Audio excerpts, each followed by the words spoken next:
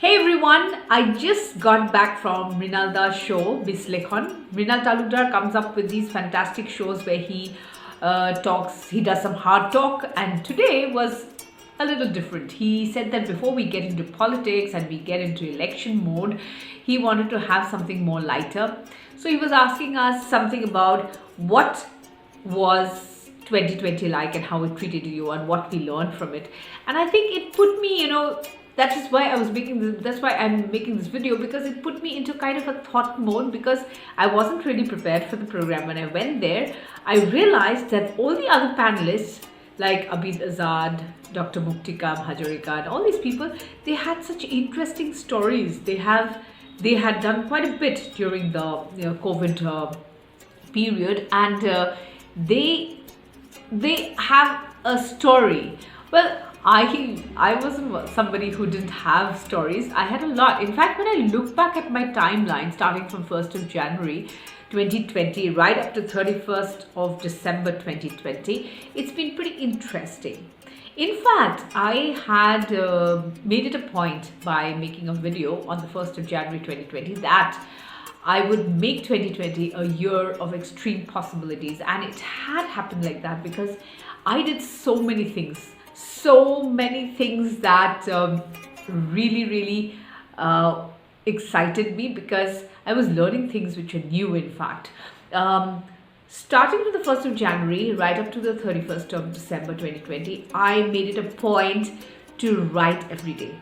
I wrote either a poem or an article, I blogged or I podcasted or I made videos like this one, and I made sure I was constantly in touch with social media. Social media is not bad. Social media is a very good medium to stay connected and to speak your mind and to communicate.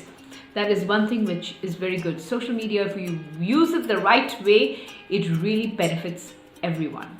So when I look back at my timeline, if I look back, yes, like I wrote a lot, and then the one thing that I did which really excited me was, and I'm very proud of myself because of that, is that I learned cooking.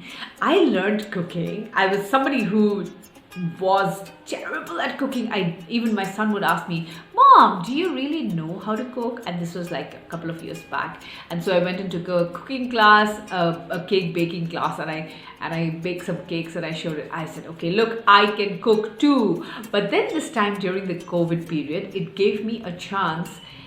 In fact, I gave myself a chance and a choice to go and get myself busy in the kitchen, and I have become such an expert that I have become omnidextrous. That's a word where you can use both your hands. Like, I'm cooking on this side and I'm cooking on this side, so I can cook with both my hands. So just like my mother-in-law, she's such an expert, she can cook with both her hands.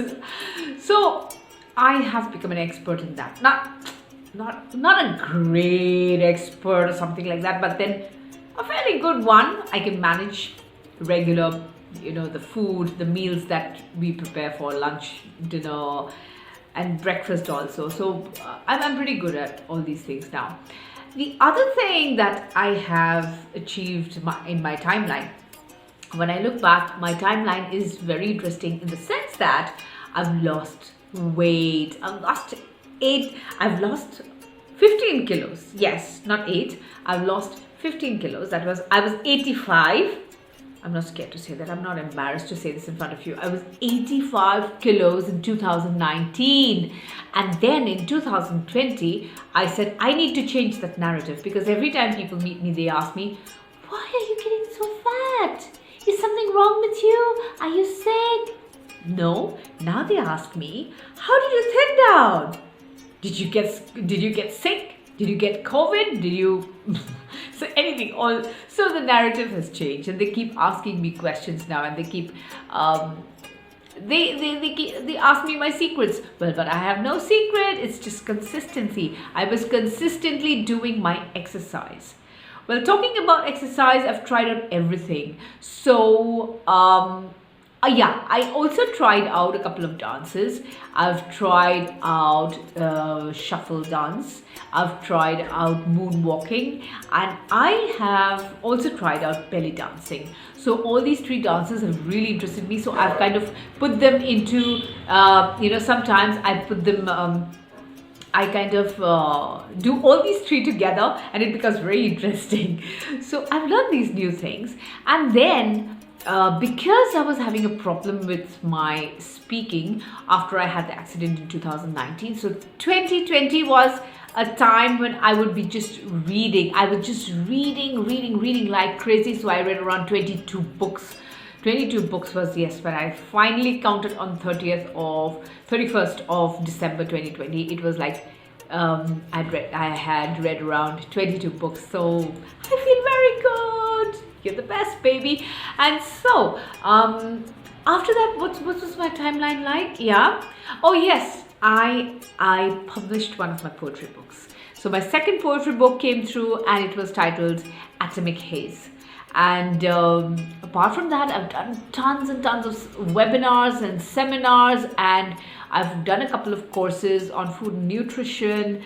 So my timeline has been very interesting. And the most important thing is that I have got into a routine life. Before 2020, I was somebody who was just whiling away my time every day, every morning, and there was no fixed agenda for the day. There was no fixed plan for the day. But now, after I've got into a routine mode, starting from 5:30 in the morning to right up to 11, it's going to be 11 in some time, so I need to go sleep. And